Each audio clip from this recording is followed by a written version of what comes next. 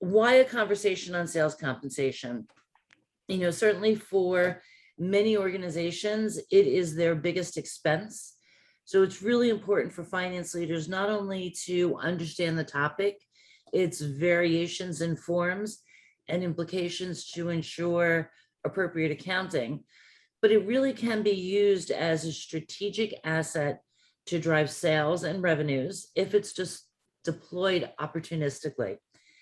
Sales compensation can also give finance leaders with an opening to display strategic thinking, craft solutions that benefit the entire organization, and an opportunity to collaborate with many functions across the organization. I can share from personal experience, this one topic has given me so many openings to build relationships and display my strategic thinking within an organization. And I think there's other advantages to being included in this conversation from the beginning. How many times as finance people, we have received a business decision after the fact, and then we're left needing to implement a solution to account for something or to track something. If we're involved from the beginning, we can find ways to set up the process in a way that makes sense, is achievable, make sure that the data is available, or if the data is not available, how can we suggest fine-tuning the sales compensation plan to achieve the same outcome, but in a way that's easier to implement. So I think there's a lot of reasons why it's really important for finance people to be involved in this topic from the beginning. So with that, I would like to turn it over to David and ask him to introduce himself. I met David through an organization called the Lunch Club. He was actually the first person I met and my most favorite person to date. And we really hit it off. I think we connected on a number of fronts, and he's really impressed me with his knowledge and thinking on this topic. So I'm really grateful and excited to have him join us for this conversation. So David, please introduce yourself.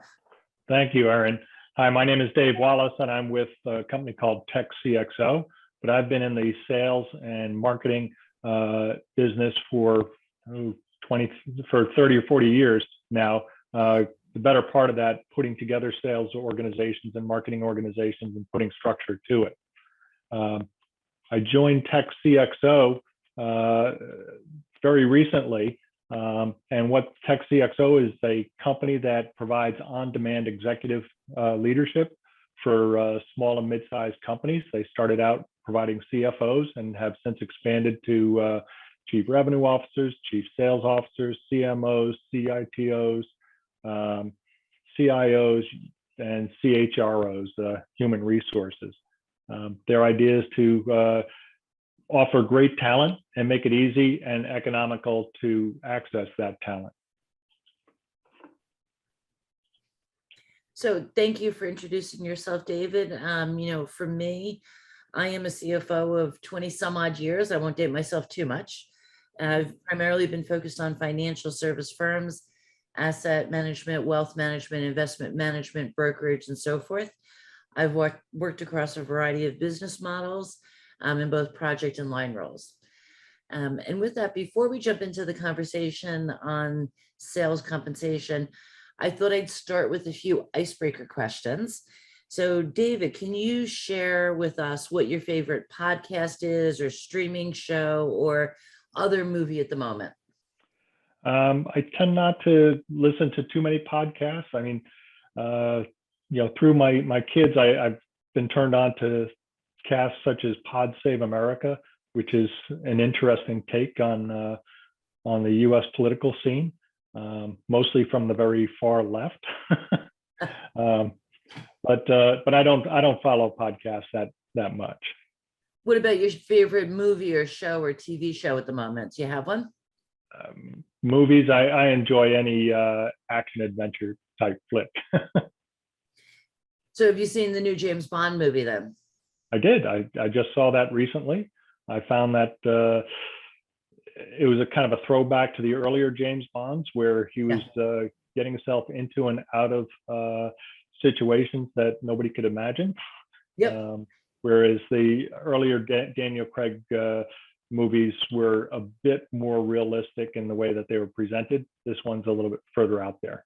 Yeah, I would agree with you, but it was still great to see it on the big screen. It's a lot of fun. Yeah. For me, I will admit the following. I am loving all the holiday movies that are out there. I know they're cheesy. I know they're probably unrealistic. But at this time of year and with so many difficulties out there, I find it pure escapism. And I love seeing something positive and happy and enjoyable. I can't agree with you more. It's a lot of fun this time of year. Yeah, absolutely. So maybe one other icebreaker question for you, David. If you could have dinner with anyone living or dead, who would it be and why? Well, I think I would pick dinner with somebody who's living. They tend to be better conversationalists than the dead, and so I'll go in that direction. Amongst the living, there are so many. I love talking to historians. I love talking to people that are involved in the political realm. So anybody who falls in those areas, I'm interested in having dinner with. Yeah, I think you're right about the living potentially being more interesting, but ironically enough, I would actually pick someone who is deceased, and it's actually my husband's father. He died right before I met my husband, and everybody always tells me how much my husband is like his father. So, after all this time, I would love to meet a person that was so influential in my husband's life that I never had the chance to meet. And I think it would just help me understand my husband a little bit more, my never-ending quest, and the family dynamics a little bit better. So perhaps you meet your husband's father every day when you talk to your husband. I think you might be right about that. Okay, so if we move over to sales compensation, the topic we're here for, and I think just as an administrative matter, we would like to encourage everyone to ask questions as we're going through the presentation. For sure, we will have a Q&A session at the end, but if something comes up, please feel free to either unmute yourself and ask the question, or if you're more comfortable, feel free to send it through the chat. I will be monitoring the chat, so I'm happy to ask the question on your behalf.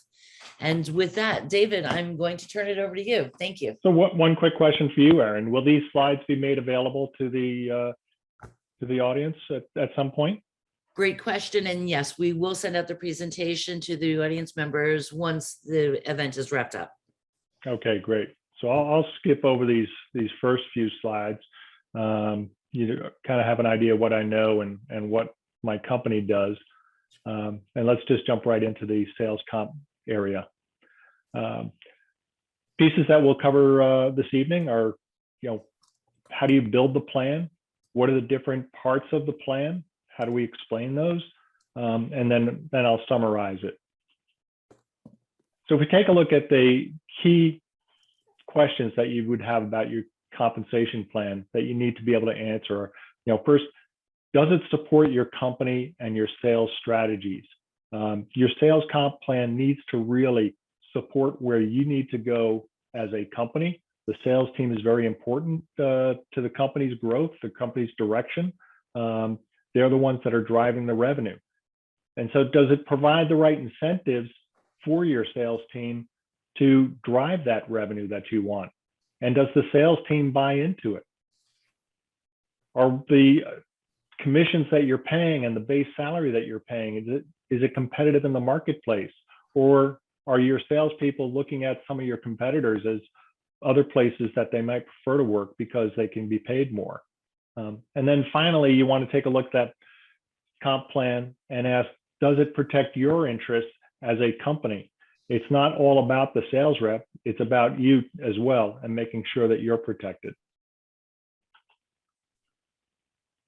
So how do you build a compensation plan, a sales comp plan? You really need to start with setting the company goals and putting together the sales strategy in place to achieve those goals.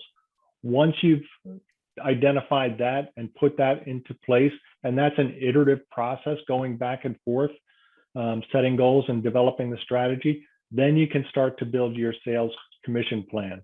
And you want to set up that plan in such a way that it drives the actions necessary to achieve that strategy, to implement that strategy. based upon those plans, those actions, that'll help you put together a territory plan to identify what are the opportunities out there. How do you go about getting those opportunities? And those will feed back to assigning goals for each of the individual reps as well in each of the individual territories. And again, that becomes an iterative process fed by both your sales strategy and the information coming back from the field. So David, maybe if I could jump in and ask a question, if that's okay. Mhm. This iterative process, and having been through it many times, one of the areas that I've frequently experienced as a challenge is how to bridge the gap between sort of global executive level desires or needs in order to meet the strategic targets versus the bottom up view from the sales force on the ground. What are your thoughts on how to deal with that, and maybe some tips and tricks for CFOs? So it becomes a balancing act. You really need to understand what is it that the investors are looking for in terms of returns, and what that will mean for your company goals. And then you also have to look at it from the other side, and that is what is realistic for you to be able to achieve and accomplish. To tell your field sales team that you want to grow by 50% or 100% or even 20% may or may not be realistic. If the market that you're in is one where you own the largest share of the market, and that market is a stagnant market or a shrinking market, to get 50% growth is unrealistic. However, if you're in a more fractured market, where you've got a lot of players with small shares and the market is growing, 50, 70, 100% may be completely reasonable for your company. So you really need to understand both sides of it and balance it. Does that answer your question, Aaron? Yes, it does. Thank you. So what is a sales strategy? And really the strategy answers 6 basic questions. It's the, who, what, when, where, why, how. What product are you going to sell? Where are you going to sell it? The target markets that you're going after. Who is it you're going to sell to? Who are the decision makers? Who are the influencers that your sales team needs to be in touch with and talking to? How are you going to go out there? Are you going with a direct field sales team? Is it going to be an inside sales team? Is it going to be through channels? Are you going to employ various marketing programs to drive your business?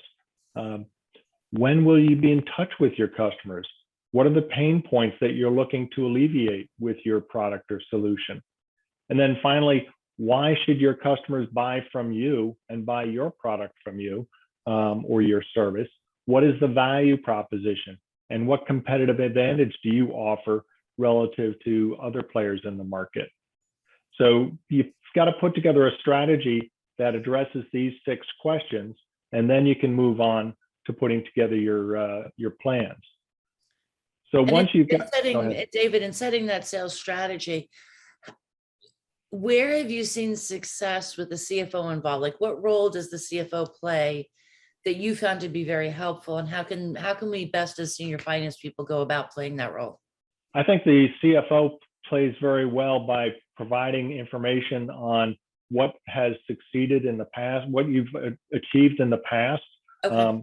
It's really a rear view mirror kind of view, and the salespeople are looking forward.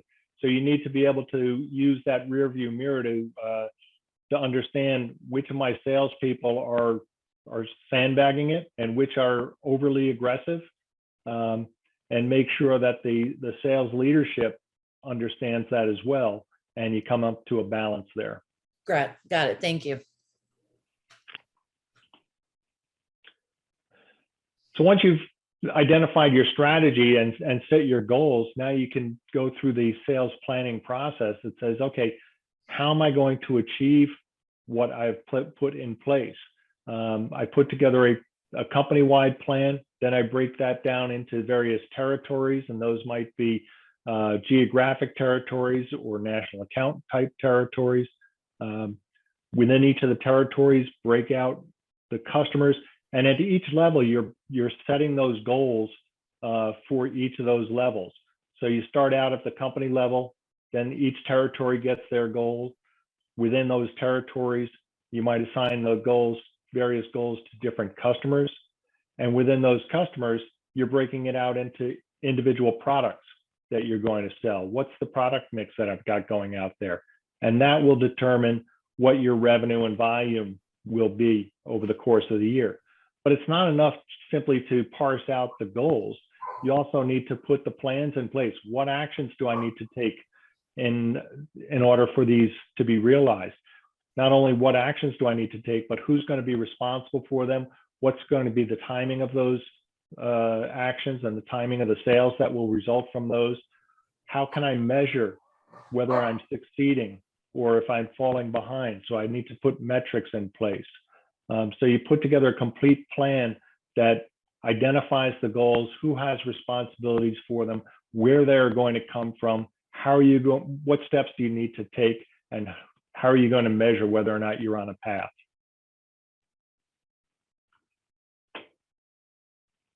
Got another question, Aaron?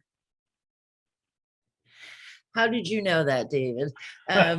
So just, thinking about that, having been through this process iteratively, something that I think is always a balancing act, and I'm curious on your view, is how to approach this, at least in the early iterative states at sort of a high level, and reach agreement between sort of the bottom up and the top down before then branching into this in too much detail. Because I've found that early iterative process can run through a few cycles, and maybe those early cycles do it at more of a high level and sort of an approximation when getting to the revenue. So you can sort of see if what sales targets are coming in at, are they going to lead to the right revenue and the right bottom line to achieve goals, before then doing more detailed work at the territory or customer level. I'm curious what your thoughts are on that. So typically the way I approach it is I have the senior leadership of the business coming up with their goals on a company-wide basis. At the same time, I'm asking the field salespeople to come up with their projections for the coming year, recognizing that some will be conservative and others will be aggressive in their projections. And the first pass says, okay, senior leadership, they want us to grow by X%, and field sales say that they can grow by Y%. Or X minus 100. Well, it might be that, sometimes the sales might come up more aggressive than the corporate leadership. Yeah. Other times it's the other way around. And so you really need to look at, what makes the most sense. Corporate may be looking at it from the perspective of trying to satisfy their investors and generate the return that will be satisfactory. Whereas the field is looking at two things. One, what can I actually get out there? And two, how can I make money off of this? And they're also looking at how can I look good on this? If I come in well over what I projected, then some sales reps feel they're going to look great. Others will over deliver.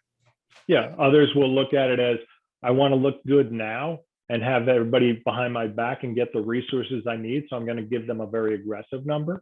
And so you need to balance that. But it really comes down to, are the corporate numbers and the field numbers within spitting distance of each other? If they're completely out of whack with each other, then you need to go back and figure out, okay, who's being too aggressive and who's not being aggressive enough, and come to a resolution. Great, thank you.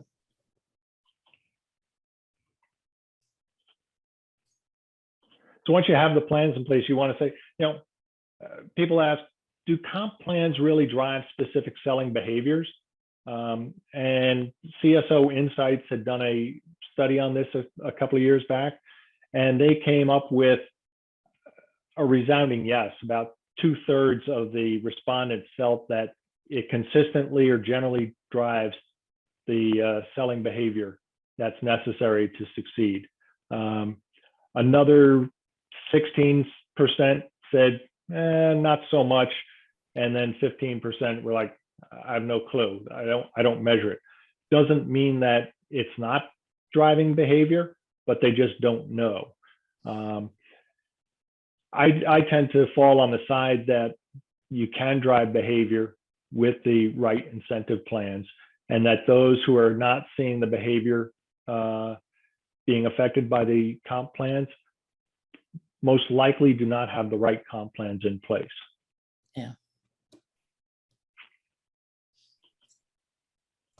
And maybe at some point, David, if you'll hit on this, we can talk about it at some point or at a later point.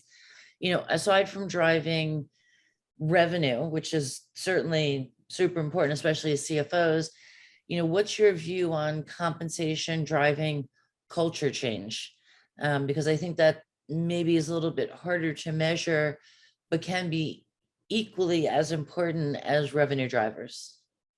Yes. I think that I don't know that I put a lot in my comp plans to drive culture change. I think there are a lot of other things that can be done to drive culture, unless your culture is one that is financially driven amongst your people. Mm-hmm. Got it. Thank you. So how much do sales reps get paid? How much do companies pay? And it really depends on the size of your company, but also on the market that's out there. And again, a CSO Insights study, and this is a little bit dated, but I think it's, if you took it up by, 10% or so, you're probably still in range. But it's basically saying that, more than half are paying over 100K, and half are under 100K. And that would be both your basic salary plus commissions, and anything else. And a lot of it has to do with the industry that you're in, the geography where your people are. And so when people say, how much do I need to pay my salespeople? I don't think you can look at all salespeople in general, but you have to look specifically at the market that you're in and what your competition is doing as well. But also look at what your product will support and you can afford as a company. And David, what are some good sources for finance leaders to look at to gather that information if they wanted to do some of their own benchmarking for their industry, for their type of company, for their type of products? What do you recommend as good sources of that information? So there's some links at the end of this presentation that may be helpful. It's fantastic. But also there are a number of surveys that are done every year. CSO Insights, which is now owned by, they were bought by Miller Hyman, which was then bought by one of the recruiting firms. They still publish that kind of information. There's a lot of information out there from HR type consulting firms. So I would take a look at a lot of those different areas, as well as your industry specific publications and survey groups. Great, thank you. So let's talk about the different types of compensation plans, or elements within your compensation plans. We'll talk about the different types of plans, whether it's a relative plan or an absolute plan, the components of fixed compensation, variable compensation, as well as other incentives that you might use that are not compensation based. And then finally, we'll take a quick look at some of the terms and conditions you'll want to include in a comp plan that you put together.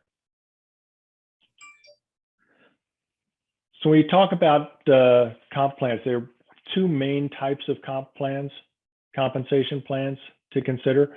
One is what I call a relative plan, and the other is an absolute plan. A relative plan pays based on the salary and the quota that an individual sales rep is carrying. And usually they're paid a percentage of the base salary that they have. And they calculate the commission by saying, okay, if you are 70% of your of the way towards your quota, we'll multiply that 70% times some percentage of your salary times the salary itself. So for instance, when I was with IBM, we had a relative plan, and they said our salary, our base salary was, let's say 100. Let's make it 100K to make it easy. And they would then say, we're going to hold back 35K of that 100 that you need to earn back with your sales and commissions. And if I made 100% of my commission, of my quota, then I would get 100% of the quota times that 35K. So that's 35K, and then add that into, multiply that by my salary. So I'd make my full $100,000. If I was under quota, I would make less than 100. If I was over, I'd make a little bit more. Sometimes if we were going over quota, they might make that percent salary, that the multiplier, a little bit higher. But it's one way for a large company with a lot of salespeople to be able to manage the sales compensation that they're putting out there. It prevents people from blowing out their earnings by being able to have a single large sale or a couple large sales. It allows the company to be able to forecast more accurately what their sales compensation amount is going to be over the course of the year. And it's generally used with high priced products and services. But you need to keep in mind that if you've got somebody with a high salary, they need a high quota to keep the costs in check. Because if you're paying somebody with a high salary, a low quota, and they blow out that quota, then they will earn a lot more in commission than maybe you really want to pay. But this relative compensation plan works as a built-in cap on commissions. And for that reason, a lot of companies, larger companies and CFOs like this kind of a plan. The other kind of plan is an absolute comp plan, absolute commission plan, and that has the commissions in no way affected by the base salary. You pay somebody a base salary, $50,000, $60,000, and then you say, I will pay you a percentage for every dollar of revenue or every dollar of gross margin that you bring in. The more you sell, the more you make. There's no cap, and people are very highly motivated to earn as much as they possibly can. Now, the key here is that you need to make sure that you're paying for the results that you want, as opposed to just paying straight same dollar for every dollar that you bring in. Because some dollars are worth more than others, and I'll get into that in a minute. Any questions on relative versus absolute plans?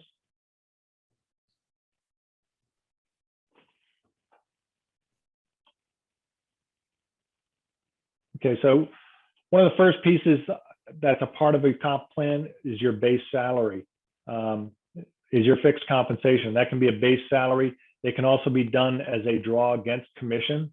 Also included in the fixed compensation are benefits such as vacation, retirement, medical, all of that kind of stuff.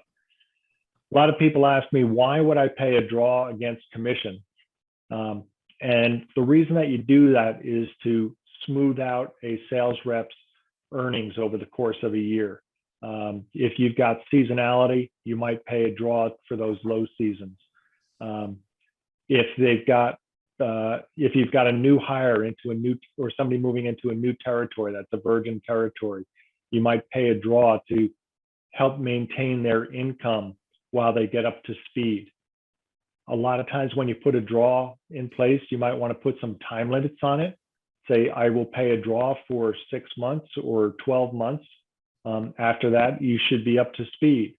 You might also consider putting an outstanding amount limit on the draw. I will pay you a draw up to 50% of of your on-target earnings, or up to 100% of your on-target earnings. Beyond that, I'm not going to continue the draw. So you can manage that draw in different ways, and you really should take a look at that, as opposed to just say, I will always pay you $10,000 a month, and recover it against your commissions. The other thing that you need to be aware of with draws is there are two types of draws: recoverable and non-recoverable. So a recoverable draw is one that can be recovered in either of two ways. One is you recover it against commissions. So if you earn $1 in commissions, then that's offset by $1 in your draw. You can also recover the draw when the person goes off commission. You might say, okay, you've got an outstanding draw that you need to pay back to the company, and you can pay it back all at once, or you can pay it back over time. Typically, that doesn't work out very well. There are some states, New York is one of them, that basically says a draw is like income, and when they go out of the sales role, you cannot claw that back. So you want to be careful of that. The other type of draw is non-recoverable, and that is you will pay them the draw every month, no matter what. And that can last for a month, 6 months, 3 months, 12 months, whatever. But at the end of that period, they get to keep all the money that was on that draw. You were guaranteeing them a minimum income with that. So that's kind of where draws come. Any questions on the fixed compensation, whether it's a base, a draw, or the benefits?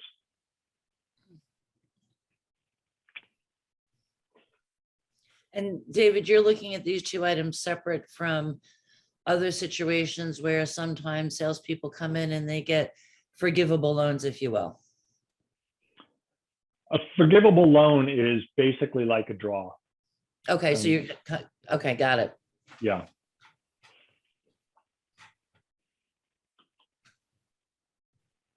So one question that you might ask is, how much base salary should I pay? There are some companies that say I shouldn't pay any. Others say I should pay more. And it really depends upon the type of situation that your sales reps are in.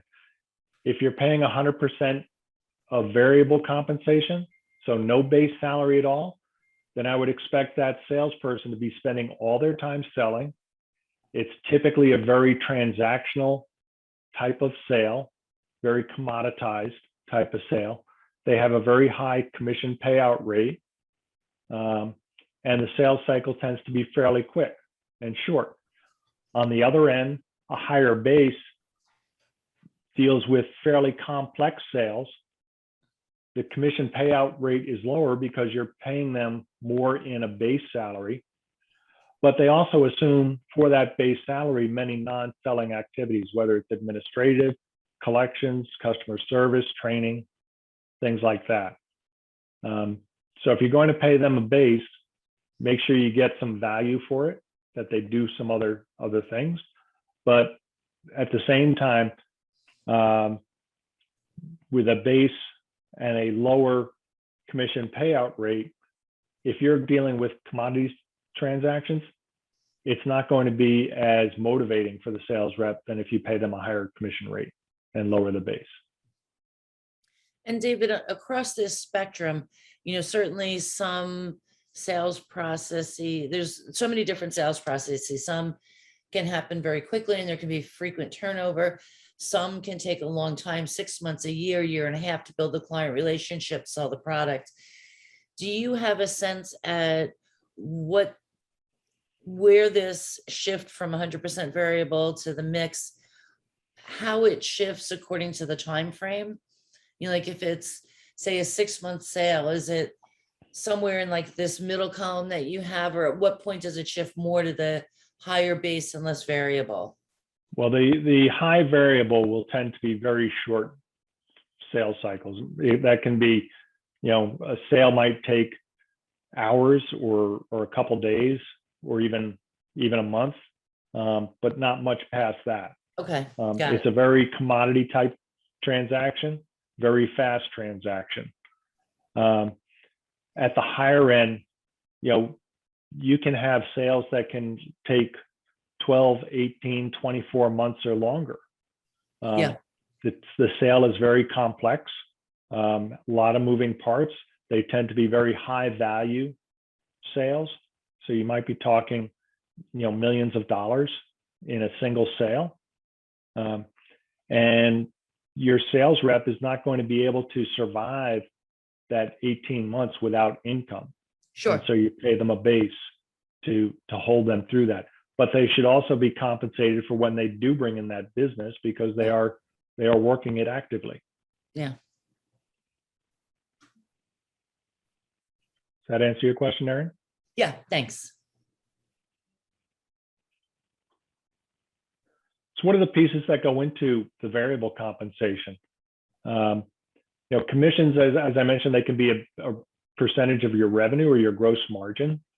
They can also be a percentage of the base salary. The first one is example of an absolute commission plan, and the percentage of base salary is your relative plan. Commissions can be capped or uncapped. What I find is that amongst salespeople, when you cap the commissions, it becomes a demotivator, particularly as you get closer to the end of the year when you're trying to drive more business as a CFO and close the business at the end of the year. If I'm a sales rep and my commission is capped and I've reached my cap or I'm approaching the cap, I'm going to take some deals off the table and hold them until next year, because then I'll get paid on them. If you put a cap on it, there's no reason for me to do more business. I'll take the last month or two off. Yes, exactly. But from an investor perspective, they're trying to hold the cost down. I've had PE firms that I work with say, "Oh, I don't want an uncapped commission plan. I want to manage my costs." Is the best way to manage against that sort of, and I've heard that too, whether it's PE firms or non-PE firms, is really to show them what the bottom line impact is by doing such a cap.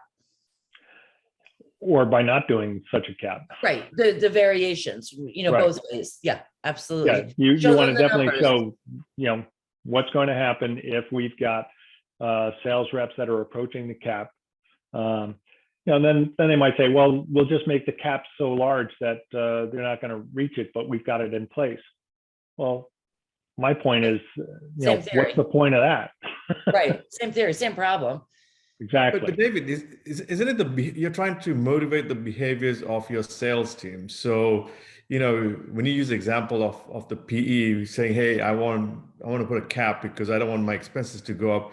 Well, that's counterintuitive, because if the salesperson does a great job and brings the sales in, I'm not sure I kind of follow that, unless they're just trying to say, "Hey, for this year, this is what I've planned for, and therefore I want to cap because I don't want to exceed," from their perspective, not from a salesperson's perspective.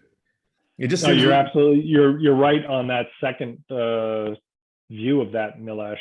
Yeah. People are looking at it and they say, I've got a budget that I've put in place. I don't want to exceed that budget. Right. The other argument I've heard from private equity firms is that when I go to sell a business, I don't want to have taken the whole market. I want my buyer to see upside that they can take advantage of, because that will make the company more valuable when I sell it. And so they try and hold it back that way. Yeah, but that's not going to do a whole lot for your salespeople. That's impacting EBITDA, and the valuation is founded on EBITDA. So that seems to be a slightly counterintuitive. But your multiplier, your multiple might go down. Even though your EBITDA has gone up, your multiple might come down if it appears that you've taken advantage of the entire market and there's no more growth available. Right. So another piece on the variable compensation are what I call steps and cliffs. You can set up your comp plans, the variable comp side of it, that so that the variable side kicks in only after achieving certain milestones. I've seen companies say, okay, as soon as you generate enough business to cover your base, then we'll start paying commissions. Or as soon as you've hit a certain percentage of your quota, 50% of your quota or 70% of the quota, then we will kick in the commissions, and they'll increase the amount of the commission payout, the percentage of the commission payout in that case, but they'll hold off on paying it out until you've hit a certain level. There's nothing wrong with that, but it needs to be clear up front on when that happens. You can increase or decrease at certain milestones. As soon as you've hit, maybe you start paying from the beginning, but as soon as you hit 75% of your quota, we're going to take you from 5% to 7.5%. As soon as you've hit 100%, we're going to take you up to 12%, and have an increasing payout rate at certain points in your performance. You can have accelerators and decelerators. That's similar to what I just said. As soon as you hit a certain level, the payout increases.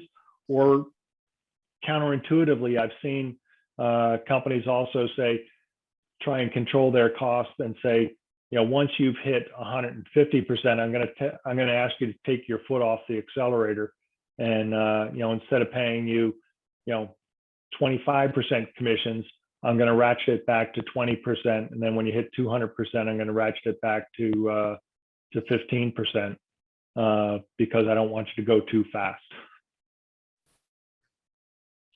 Now that can be used. That can be used in situations, particularly if you've got a limited capacity, manufacturing capacity.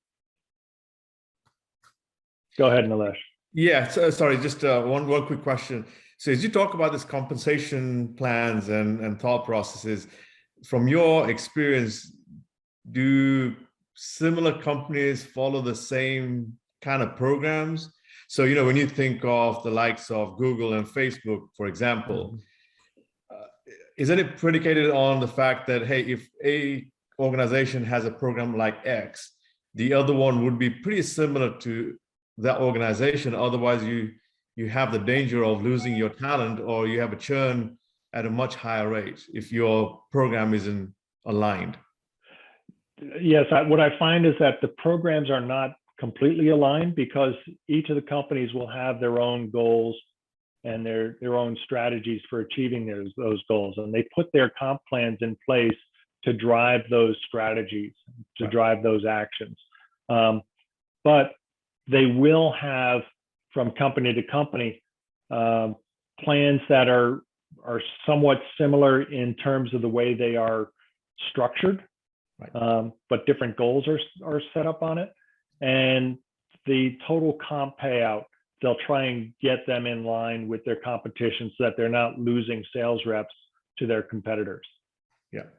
And I think that's what I've seen. Typically, it's the total comp. So you have a flex on the variable, you have a flex on the salary, but overall, as long as they're comparable to their peers in a similar industry, and that's how they kind of have worked it. And I think, just touching on the earlier point that Aaron raised around non-comp based behaviors, I've seen some companies introduce, like the control and governance side as well, just to drive the behavior of making sure that and just argument's sake, if we have a salesperson in technology, that they're signing up to the right contracts and the right language in those contracts, so they're bound by some of that as well. Yes, no, absolutely. And that gets to the last point on my slide here, and that is, you may pay different rates for various strategic targets that you have.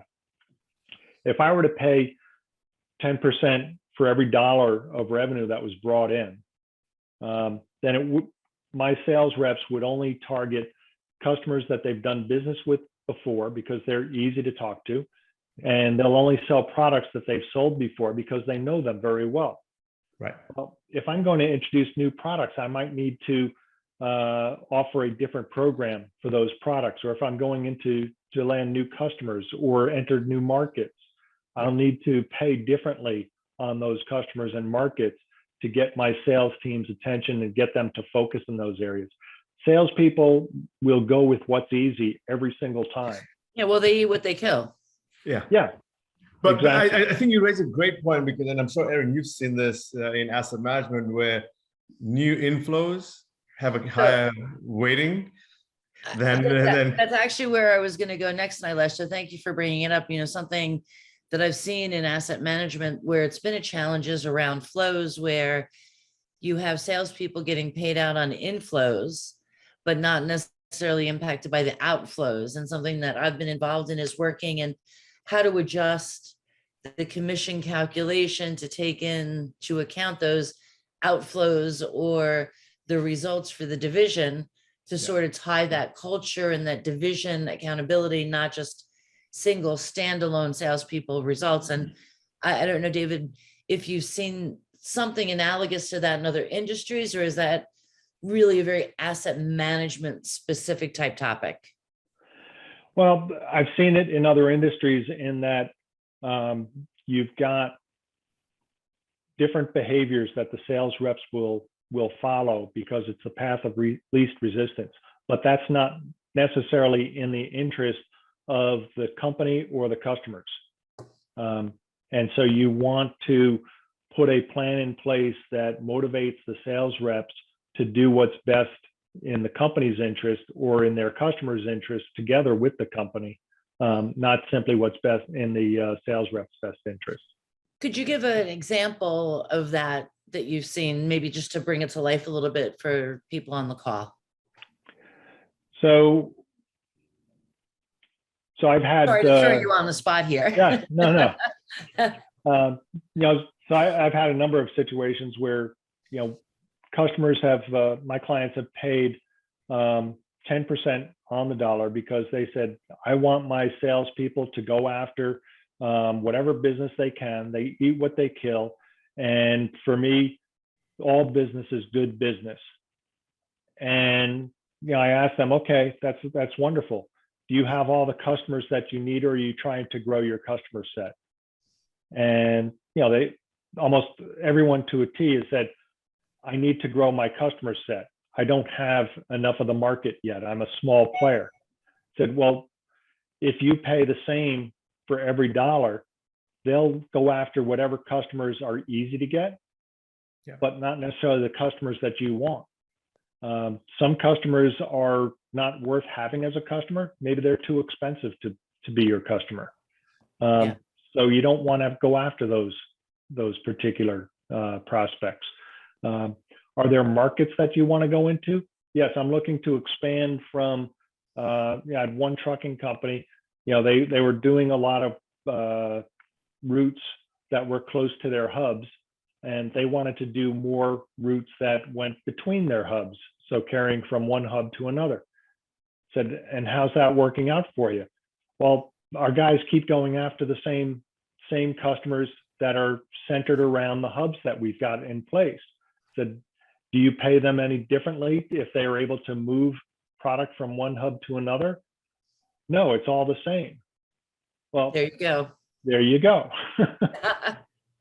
and I've been impressed or surprised how reactive the salespeople can be. So you flex the plans, whether it's new clients, new territories, if there's a higher rate, or in asset management, hey, I'm looking at the clients who have more than $250,000 of investable assets, their focus changes pretty immediately.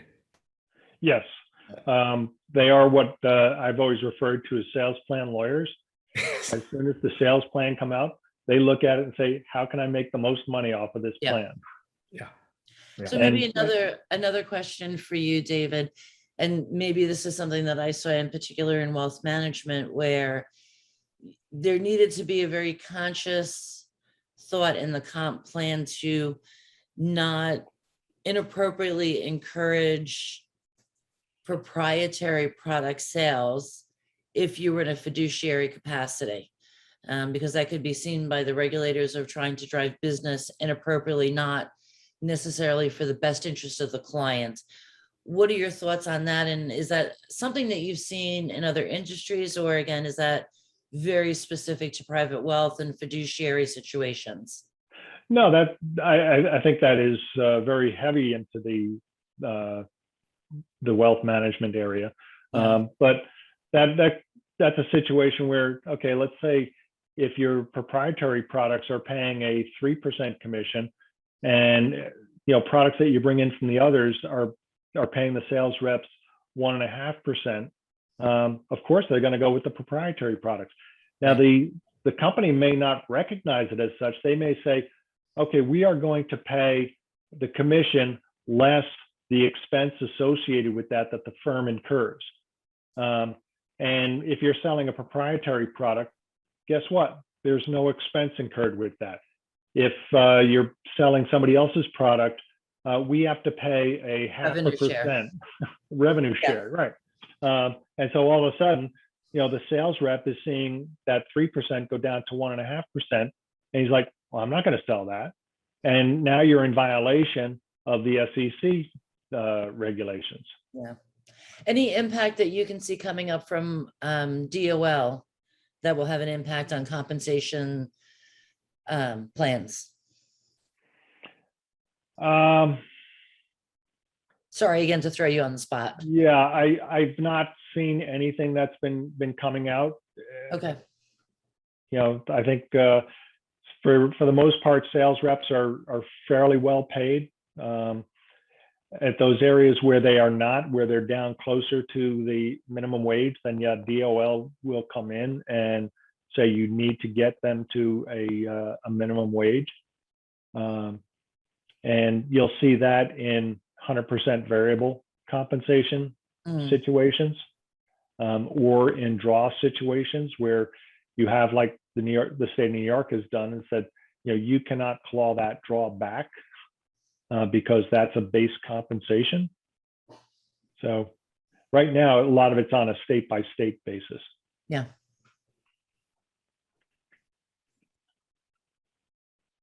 So what's the right mix of variable versus base? About half the packages that are out there, again, this is CSO Insights, pay 25 to 60%. More recently, I saw a statistic that said that variable comp generally falls out around 60% of the on-target earnings these days. So that kind of gives you an idea, but it's really a wide mix, a wide spread, but a lot of it falls in that 60% range of variable.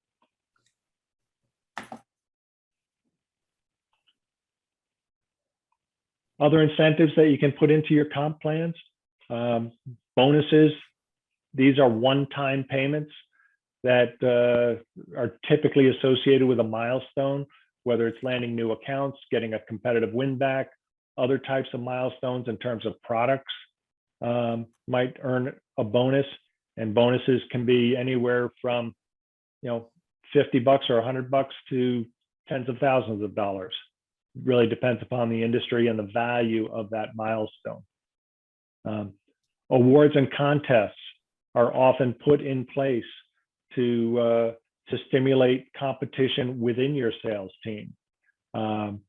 It might be the person who has the highest quota attainment. It might be who sold the most of product X, Y, or Z. An award and contest has a particular emphasis, and it's usually done for a short time frame. It might be, a month or a quarter, but typically not much longer than that. You can put non-monetary awards in, and these can be as simple as putting somebody's name on a plaque that goes up in the hallway that everybody walks by and sees, to putting a little trophy on a sales rep's desk. You wouldn't believe the lengths that people will go through to get a $5 trophy that's with their name on it on their desk that everybody else can walk by and look at every day. Well, bragging rights. Exactly. Although these days, I don't know if we're walking by each other's desks all that much. True. Other things that, I've got them under non-monetary. They'll cost you some, but the value is high, but the cost is low. Things like dinners and shows, or having a spouse invited to a recognition event, those types of things. Just keep in mind that when you do recognition events, if they're off-site, that you have to have some business content. Otherwise, you might get hit with some tax implications. But if you've got a business reason for it, then it can be a write-off. And then the other thing that you want to keep in mind is you can have different plan types for different sales reps on your team. Somebody who's an account rep may have a different plan than a new business rep. Somebody who's a product specialist would have a different plan as well that focuses on those products. And your managers, don't forget, your managers are on a plan, but it would be a different plan than the sales reps. Maybe they're paid a higher salary and a lower commission rate. So you want to look at different plan types for the different people in the organization. You look like you had a question, Dean. Yeah, I'm curious, Dave, do you have any experience, and there's a lot going on in what they call gamification? The gamification, yeah. Gamification, whatever you choose to call it. You have any experience using that at all with any clients, or is it more hype than actuality? And could you just share a little feedback of what you might know about it and what you think of it? So the gamification and what it is. Okay, so gamification is taking your compensation and making a game of it so that you pit your sales reps against each other and they perform at a higher level in hopes of winning a superior prize. That falls mostly under what I call the awards and contests. You might say, okay, in your business, Aaron, whoever brings in, the most assets under management will get an award. Or if whoever grows their assets under management by the highest percentage gets an award. Got it. Things along those lines. Do you have any other thoughts along those lines, Dean? No, I'm just interested because I see it a lot, and it's becoming more prevalent, especially in the technology space and with reps that are selling SaaS and software type products. It just seems to be kind of a thing to motivate salespeople to hit targets by number of calls, number of outreaches, and they have games and they get stars and things for it. So I find it kind of interesting. I don't know if it works, but it just seems to be a big thing.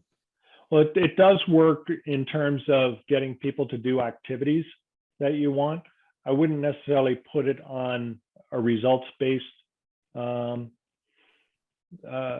program where you're trying to, sell more product because of it. But if you're trying to get more leads generated or more contacts made, I think the gamification can be very effective.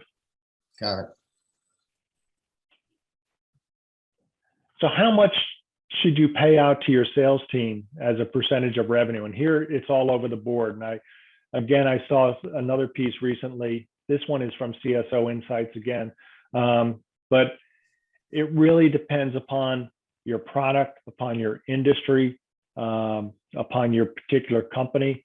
And as you can see from this chart, it's all over the place. From some people, a quarter of them have no clue. And then it's broken out, all the way from less than 5% to over 30%, and they're all about even across those areas. So how do you calculate it? How much should I pay out? You really need to take a look at the revenue that you're bringing in, and you can do this at the beginning of the year based upon your revenue targets. How much of that is going to cost of goods sold? How much is allocated to my fixed costs? How much do I want to reserve for net profit for the company? And the balance becomes your cost of sales. I have it written sales commissions because you can either have just sales commissions there and put your sales base salaries and fixed costs in those fixed and overhead, or you can say cost of the cost of sales includes those base. But either way, you break out all those different pieces. And then let's say it's just sales commissions. Now you need to break that out and say, how much of that do I want to allocate towards bringing in new business for specific products, for awards and contests, how much for going after new markets. And given that, you can build out a payout percentage in each of the different areas. But it helps you to define how much am I going to pay out. Or looking at this pie, David, maybe another way that I've done it at times is I know how much I need to pay out on sales commission and can sort of back into what that is based on the target and the sales planning that we've already done. And I know what my fixed cost and overhead are and my cost of goods sold or whatever those other things are. So I've always approached it with figuring out the gray, the orange, and the blue pies. And then the yellow is what's sort of left over. And if I'm finding that's not something that's meeting what my target needs to be, that's where I have to go to work on usually either the blue or the orange. I found it challenging to shift too much off the gray, particularly since that's been so well calibrated against industry targets and payouts that I find it hardest to impact that and maybe spend more of my time focusing on the orange and the blue. What are your thoughts on that? So it, again, like everything else in this presentation, it's an iterative process. Yeah. You're balancing pieces. On the sales commissions that I've got on this slice, you've got not only the payout in terms of the percentage against revenue or against gross margin, but you've also got payouts for contests and awards and recognition events. And sales reps typically are not counting on those as part of their income and view that kind of as special. Agreed. And so you can fudge those a little bit. Got it.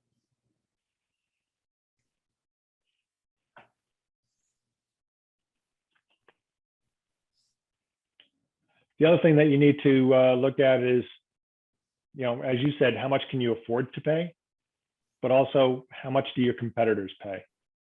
Because you need to be in the market. Otherwise, you're going to lose your sales team.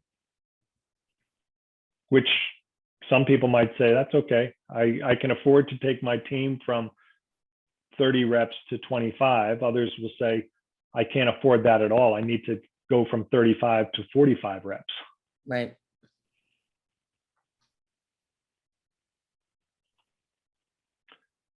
Now, when you're putting together your plan, don't forget the terms and conditions. A lot of companies that I've worked with, particularly smaller companies, smaller businesses, they'll put out the percentage that they'll pay. And they'll say, here's what we'll pay for new customers, and here's what we'll pay on a per product basis.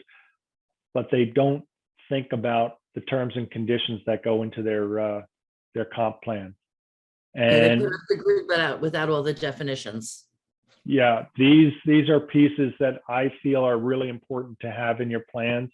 The first two are very important, defining when commissions are earned versus when commissions are paid. Typically, the commissions are paid maybe 30 days or 60 days after they're earned. Keep in mind that when commissions are earned, if somebody leaves the company, and they've earned their commissions, you'll likely have to pay them unless you've got a term in your contract that says you don't. Always make sure that you review this with your legal staff, because different jurisdictions will have different rules that will govern this stuff. But you want to put in things like, how do I recover payments? If a customer's returned a product or we paid somebody incorrectly, can we claw that back? How about the repayment of draws? What if I've got two sales reps saying that they both have earned some commission on this and there's a dispute? How about windfall business? Some huge piece of business came in through the back door that nobody was working on, and it just showed up. Do you have to pay your sales rep for that? How about misrepresentations? If the sales rep misrepresents the situation or their role, how do you handle that? Who can accept a transaction? Can the sales rep accept it? Or does it have to go to the manager? Or does it have to go higher up in the organization? How do you handle partial year participants? If somebody's moving into a territory or leaving a territory, if they resigned or they've been fired, how do you handle the payouts there? What about changing the plan over the course of the year? Markets change, situations change. You might need to change the compensation plan to reflect that. Do you have anything in your terms and conditions that allow you to change the plan? What if there's two different ways of looking at the plan? Who determines what the best way to interpret the plan is, or the right way to interpret it? Often I leave that to the VP of sales or the CEO in some cases. You might have other company-specific terms and conditions that you want to put in, something that's key to your industry or your business. But whenever you do any of these things, you want to strive for a balance. You want to make sure that it's fair both to the company and to the sales reps. Don't use the terms and conditions just as a way to beat up your sales reps behind the curtain. Hey, David. Yeah, Jared. Hey, I have a question. What have you seen around COVID and salary reductions? Again, this is all very familiar to me, this world, being in the position that I'm in the brokerage space, so I know it all too well. I spent about 4 years at Aon, and due to the pandemic, some of my buddies at Marsh and other related firms, we had a clawback or a cut. Have you seen a lot of that due to COVID, and do you see more of that kind of trending in that direction potentially with what's awaiting us potentially with Omicron? Yeah, I've seen companies cut back on their activity in the markets. I've seen companies cut across the board, particularly at the beginning of the pandemic, where they shut down their plants completely and said, we'll revisit in 60 days. And then they found that was a huge mistake because some people didn't want to come back. So it's a tough situation. In terms of sales, I think companies take this as an opportunity to get better people on their sales force, and to let go of people that they don't feel are performing at the right level. That's accurate. Yeah, I've seen that. Yeah, and have you seen, I guess, relative to some of the cuts, say in salary, have you seen the reduction in expected revenue from those producers? Have you seen that level out, or no? It's a salary reduction, but you still expected to bring in this much revenue. Yeah, I've not studied that, Jared. So I've not just curious seen those pieces. But I would expect that if you're reducing their base salary, people are going to be upset. They might be a little bit more understanding. If they're cutting the percentage commissions, then you'll lose the motivation. Yeah, absolutely. Okay, great. Thank you, David. You're welcome. So to wrap things up, there are 3 steps that I think you need when you put together your comp plan to get your sales reps to buy in. First, their goals need to be achievable. I've seen too many companies set quotas for individual sales reps that are unattainable. And if you take a look at surveys that show how many of your sales reps are making their quota, oftentimes it's down in the 60-70% range. Does that mean that the reps aren't good, or does that mean that the goals are too high or are not set properly? It's probably a mix of both, but you want to make sure that those goals are achievable. And then the second piece is, the reps need to be able to see a clear path to success. How can I achieve those goals? So when I go back to what we were talking about earlier, when the company sets the goals and the strategy, and then on the right side, I had the territory plans, those need to be in sync. So the goals must be achievable. And then the rep needs to have a plan that where they can see, how do I succeed? How do I get to those goals and surpass them? And the clear path to success is not just for hitting that quota, but individual sales reps will have their own definition of success. They might say, okay, you've set me up for a quota of 100,000 units, but I want to make, $350,000 this year, or $500,000 this year, or 200,000, whatever their personal goal is. They need to be able to see a path to achieve their personal goals as well. Then the last piece is, when you set up your compensation plan, is make those commission payouts transparent. Make it easy to calculate, easy for you to calculate, easy for the sales reps to calculate, and easy to understand. Make that plan easy for them to understand. Let them be able to read those sales commission plans and say, here's how I make money. I understand this. This is what I need to do. Don't overcomplicate your commission plan, because you'll lose people in the process. So David, maybe on this point, the easy to calculate, easy to understand, thinking about this from a finance perspective and a execution implementation perspective, what are your thoughts and what are your ideas or suggestions for how to go about this? Is it Excel? Are there systems? Does it change by industry a lot or by size of organization? Any thoughts that you may have on the living with it? Yeah, it does change by organization and size and complexity of the organization. But at a very simple, small organization, you might get away with Excel spreadsheets where the comp plan has been modeled. As you get larger, you might employ other companies that are out there, like Exactly, XACTLY, where they will model it for you and put apps up for your people to be able to access online, so that they can put in their numbers and see what they should be paid or what to expect in that commission payment. So yeah, there are tools out there. If you're doing a fairly simple piece where you've got 4 or 5 different plans with 3 payout levers, somebody like me, I can put together the spreadsheets for you and have them, and I would model that for the company and encourage them to extend that model and make it available to the sales reps as well.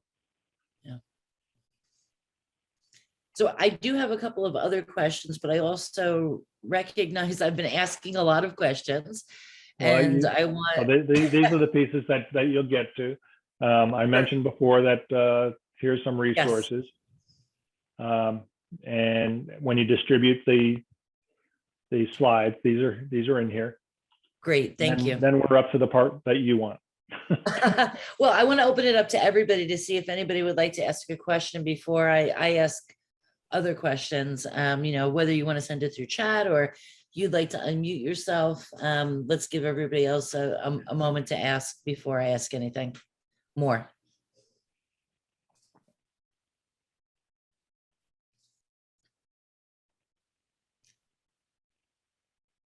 Okay, so I'm not seeing anything come through chat yet. So maybe another question that I have.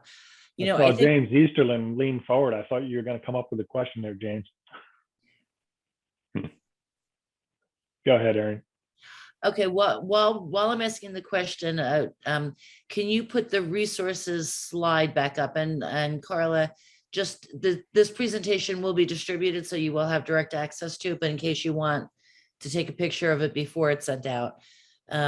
Question I have for you, David, and again, thinking about how finance leaders can use this topic to enhance their strategic standing and their strategic thinking.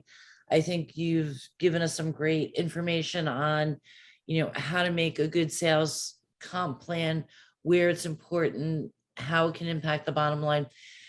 My question for you is, where have you seen the greatest success from CFOs in acting strategically on this topic? Like, what are the hints you would give us on how we could best use this as a strategic topic and integrate ourselves into this conversation if we're not already in it yet?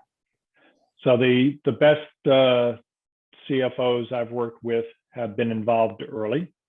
So a new comp plan typically goes into place in January, and I'm seeing the CFOs involved in August at the latest, and they're involved in terms of putting together the goals and the strategy, and talking, clear and open communications with the sales leadership to understand where they're coming from and what their view of the market is, so that it's not just a top-down push, but it's a collaborative effort of what's needed for the company and the investors, as well as what's the market telling us, and the information that's coming back from the market and the sales team. So very much in an interactive, and even doing modeling work to show the implications of the discussions on the bottom line. Yes. Okay. Now, what happens if they're not yet involved in that conversation? If they haven't been involved previously and those conversations are starting up, how would you suggest they get themselves involved? Go talk to their head of sales. Okay. But talk to them about what are the goals of the company, what's the strategy to achieve those. Ask from a sales perspective, how can we get there to drive the revenue? And it's not just revenue, it's revenue, it's customer mix, it's product mix, it's profit margin, gross margin that we're looking at, and have those conversations with the salesperson, the sales leader, and get them involved in not just providing information from sales, but getting their perspective on the goals and how realistic are those goals, and getting buy-in from the salespeople on the goals that you see being set for the company as well. And buy-in doesn't mean you shove it down their throats. You've got to gain their perspective as well. So something that I've done a few times when we've been doing the strategic planning or the new comp plan is, picking a couple of representative salespeople, if you will, maybe across different territories or different geographies or different client types, and using them as sounding boards, as a reference point, as we're sort of working through these topics. And that's, in a very confidential way. And you have to be thoughtful about who you pick to do this with. Yep. But that's something that's proven helpful for me. What are your thoughts on that? Have you seen that work for others? Yeah, no, that's a great idea. But when you select the people that you're going to bounce the ideas off, make sure that they've got the experience and the understanding in terms of both the process and how they get paid, but also in what drives the salespeople and what motivates them. Yeah, and certainly they need to know it's on a confidential basis, and that's where you need to find people that you can really trust to have this conversation. But yes. Yeah. So a question I see coming through the chat box: have companies changed their plans to appeal to changing employee demographics? This person has seen that perhaps sales women in asset management prefer to focus on client retention, whereas salesmen aggressively want growth every year. Well, I don't know that that's a question of men versus women. You've got two different types of sales going on there: account management or growth, asset growth, and new business development. And those are two different types of salespeople. The person who's going after new business, they are more focused on generating leads and going quickly and jumping on those leads very, very quickly, and qualifying them very, very quickly. And if it doesn't work out, they move on to the next one. Again, speed is of the essence, because you want to have as many leads as possible to close as much business as possible. Yeah. Account growth or account management, on the other hand, is more about knowing your customer, understanding their needs, their requirements, developing solutions that are specific to those customers. And I don't think that, it's going to take more time, but I think it's easier to grow an existing customer than to land a new customer. But I don't think that this is a male-female dichotomy. It's a type of personality and the type of sale that you are comfortable doing, as opposed to, just gender-based.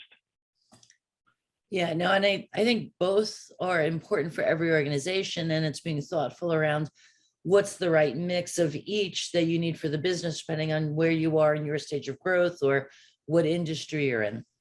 Right. And then when you put your sales compensation plans in place, the salesperson who is focused on new business should have a different plan than the person who is focused on account development, account management. And do you have the right personalities in the buckets correctly? Because sometimes people can be miscast in the different buckets. Yes. You can have somebody who, in new business growth, that is an utter failure, and you move them into account management, and they are a resounding success. Yeah. Doesn't always work out that way, but it's not unusual. Yeah.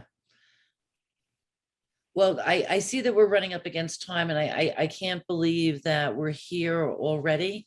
David, this time has flown by. I can't thank you enough for the time you put in, not only for this time together here now, but getting ready for the presentation.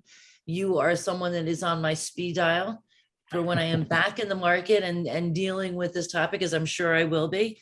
And I've just always enjoyed every conversation with you. So many thanks to you. I wish you great success in the organization that you've joined. I think you'll be a fantastic leader on demand for them to have as part of their group. And I look forward to working with you on something real at some point in the future. I look forward to it as well. And for anybody who wants to get in touch with me, here's my contact information. And I'm happy to field any calls or emails and have a conversation.